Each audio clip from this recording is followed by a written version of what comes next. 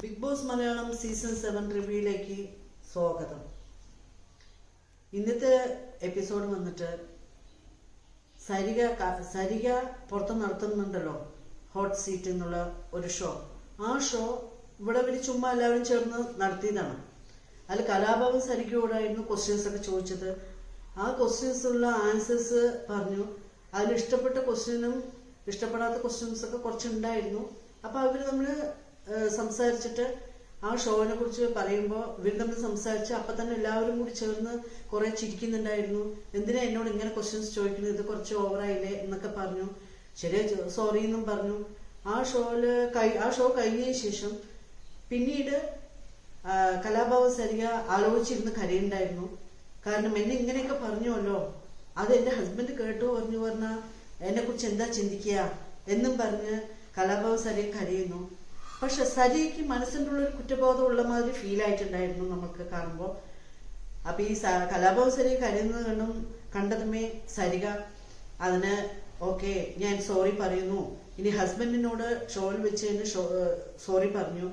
ഞാന് കലാഭവൻ സരിക അത്രയും നല്ല കുട്ടിയാണ്, ഞാൻ ഈ ക്വസ്റ്റ്യൻസ് ചുമ്മാ ചോദിച്ചതാണ് എന്നും പറഞ്ഞ് ഈ ആരും ഒന്നും തെറ്റിദ്ധരിക്കരുതെന്നും പറഞ്ഞ് മാപ്പ് പറഞ്ഞു സരിക.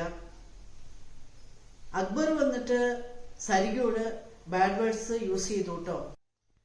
അടുത്ത ആഴ്ചത്തെ നോമിനേഷനിൽ ഇപ്രാവശ്യം കുറെ പേരുണ്ട്. റെന കിച്ചണിൽ വന്നിട്ട് അനുമോൾ കുക്കിംഗ് ചെയ്യുന്ന സമയത്ത് ഓരോരോ പ്രശ്നങ്ങളും ഉണ്ടാക്കിക്കൊണ്ടേ ഉണ്ടായിരുന്നു.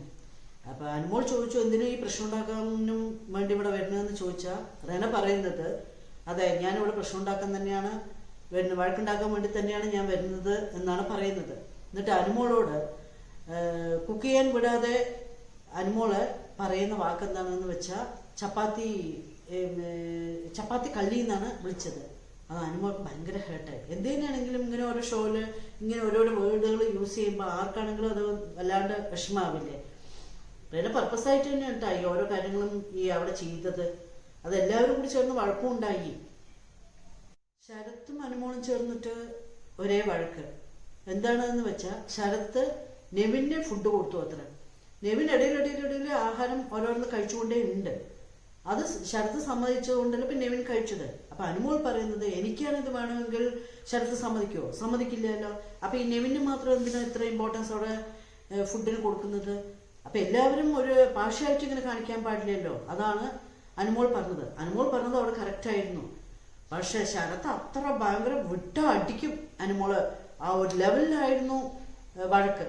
പിന്നെ എല്ലാവരും കൂടി ചേർന്ന് ശരത്തിനെ മാറ്റി. പിന്നീട് അനുമോളും ശരത്തും ചേർന്നിട്ട് ഓക്കെ സോറി എന്നും പറഞ്ഞ് ഇതിനൊരു കോംപ്രമൈസും ചെയ്യുന്നുണ്ടായിരുന്നു. പിന്നെ രാത്രി 12 മണിയായിട്ട് ആരും ഉറങ്ങുന്നില്ല. എല്ലാവരും ചേർന്നിട്ട് ഭയങ്കര ഒരു ഡിസ്കഷൻ ആയിരുന്നു. ഷാനവാസും ശരത്തും ചേർന്നിട്ട് ഭയങ്കര ഒരു വഴക്കായിരുന്നു. നല്ലൊരു വഴക്ക് അവിടെ ഉണ്ടാവുന്നുണ്ട്. ഈ രാത്രി ആർക്കും ഒരു വലിയൊരു ഉറക്കമില്ല. എല്ലാവരും ചേർന്ന് ഡിസ്കഷൻ ചെയ്തുകൊണ്ടേ ഉണ്ട്. വീണ്ടും നമുക്ക് നാളെ എന്താണെന്നുള്ളത് കാണാം. എല്ലാവരും നന്നായി ഇരിക്കട്ടെ. ജയാസ് ലൈഫ് സ്റ്റൈൽ ചാനൽ മറക്കാതെ കാണുക, ലൈക്ക് ചെയ്യുക, സപ്പോർട്ട് ചെയ്യുക. ബൈ.